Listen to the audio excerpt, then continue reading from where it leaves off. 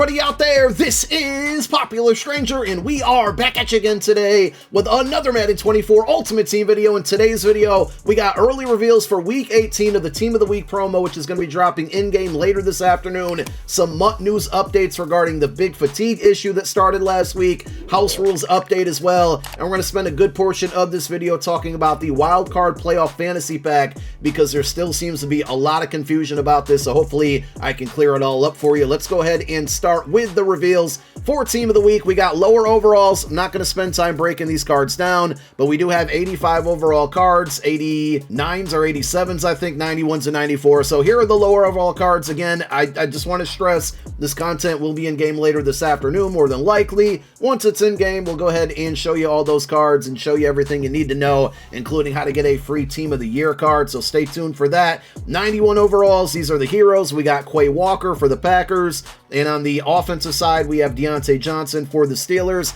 The champion cards don't look too bad. Bryce Huff, 92 speed left end. He gives you 95 finesse move, 93 block shed, only 84 power move, but I'm okay with that. Acceleration, tackle, and play rec are good. And he's going to get Speedster for 0 AP, the first player in the game to get that ability for 0 AP. It's not the best ability in the world, but for 0 AP, if you're going to be using this card, you might as well equip it. And then on offense, we got 94 overall Nico Collins. He's 6'4", 94 speed, great route running, great catching. He doesn't get the greatest abilities, unfortunately. If they would have gave him like Outside Apprentice for 0 AP or something like that, that would have been a W. Overall, though, a solid card. Depending on his price, I might actually try this one out later tonight on Twitch. Now, we got 3 LTDs that will be in packs. And again, this is all from Week 18. This is not anything to do with the playoffs. We got record breaker Puka Ngata, who broke the record for most receiving yards in an NFL season by a rookie. He also broke a record for most receiving yards in a playoff game for a single game for a rookie as well. But this is for his season-long accomplishment that he made. And, you know, I saw a lot of people on Twitter last night that he's only 94 speed, that's too slow. Could they have given him a faster card? Absolutely. But I still think it's a really, really good card. Speed is the most important thing in MUT, without a doubt. But I think people pay too much attention to speed sometimes. Look at the route running on this card. Look at the catch and traffic, spec catch. He's going to get Outside Apprentice for 0 AP. This is a really, really good card. Now, I don't know what his price point is going to be. You know, if you had the coins to buy him or Megatron, you got to go out and get Megatron. But if he's under 1 million coins, I think it'd be worth it. So I think he's going to end up being overpriced,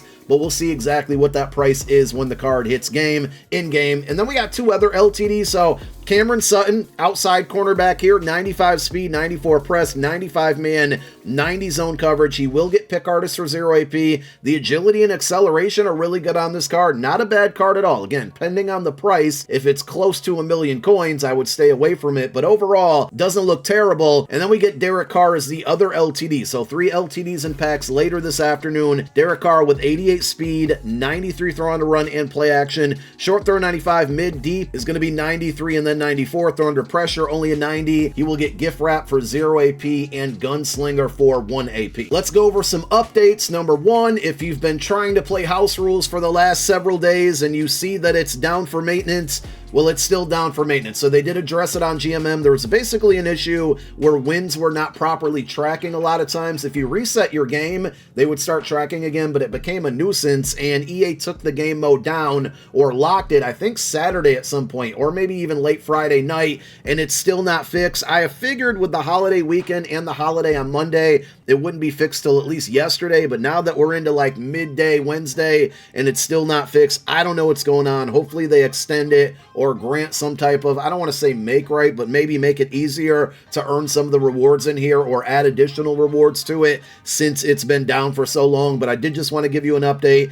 It's not you. You haven't been banned. It's down for maintenance for everybody. Also, when we got a gameplay patch last week, there was a huge issue with fatigue. It didn't do what it was intended to do. Like, players are supposed to get fatigued if they're outside rushers and not typically pass rushers, but unfortunately that patch was making, you know, defensive ends, linebackers, guys who are actual pass rushers, making them tired as well. So EA last night at some point disabled fatigue across the entire Madden Ultimate Team. So there is no fatigue right now until they get it fixed with a gameplay patch in MUT, so you can go back and play if that was one issue that was really bothering you. Now, let's talk about these playoff wildcard players and upgrading them and everything that's going on, because again, there still seems to be a lot of confusion. So if you have any of the original wildcard players, the 90 overall cards, if you go into their training path now, you can upgrade them to a 91 overall. And we have two great examples here. Jason Kelsey, in which unfortunately the Eagles lost. If you want to upgrade him to a 91 overall, which can be done now, it costs a total of 1,500 training. I don't want to refund it because then I'm going to lose the training that I spent to upgrade him. But basically, he started at a 90 overall. Because the Eagles lost, you can still upgrade him to a 91, but it costs 1,500 training. You can see that towards the upper right part of your screen. Now, he's also still going to go up to a 92 overall and eventually a 93 overall, but you're going to have to continue to spend training to do that.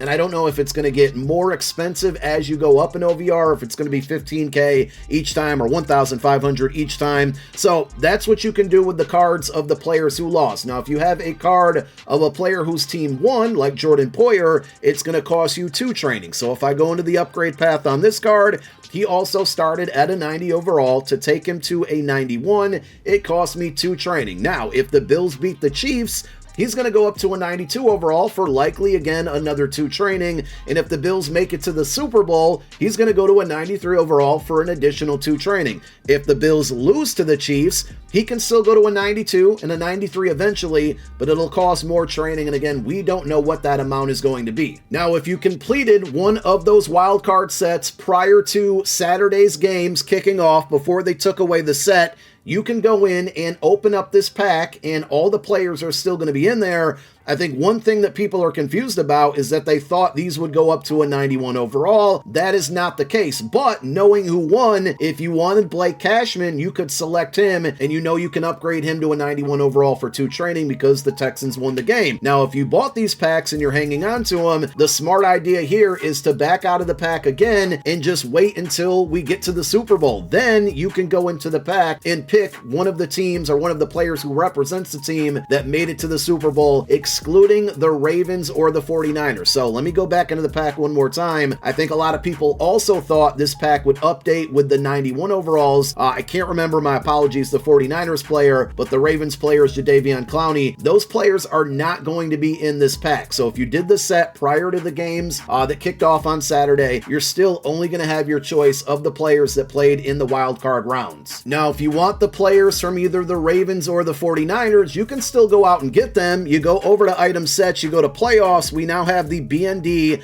playoff divisional round fantasy pack. So it's the same exact pack. The only difference is it's going to include all of those 90s I just showed you and the 291 overall cards, but the requirements to complete the pack or the set have changed. So now you need 188, 385s, and 382s. I believe last time around it was 188, 185, and 382s, if I'm not mistaken. And that's why I put out a whole detailed video breaking this down on why you should go ahead and get that set done before last weekend. Now, obviously, it's too late to do that.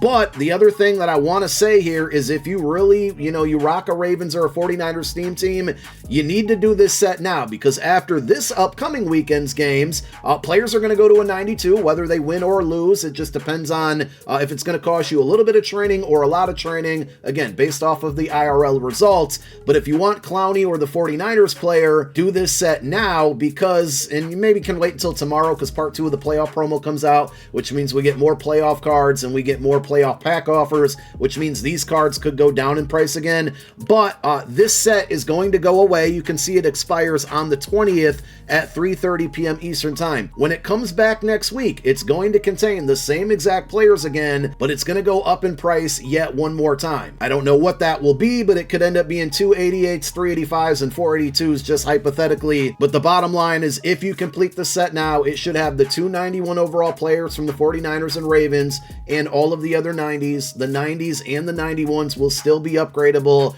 based off of this weekend's results, and the 90s were upgradable off of last weekend's results. It's just a difference between, is it a little bit of training if the team won or a lot of training if the team lost. So hopefully that clears it all up for you guys. We're going to get out of here. Again, back later this afternoon when Team of the Week drops. Thank you for watching this one. My name is Popular Stranger. I'm out.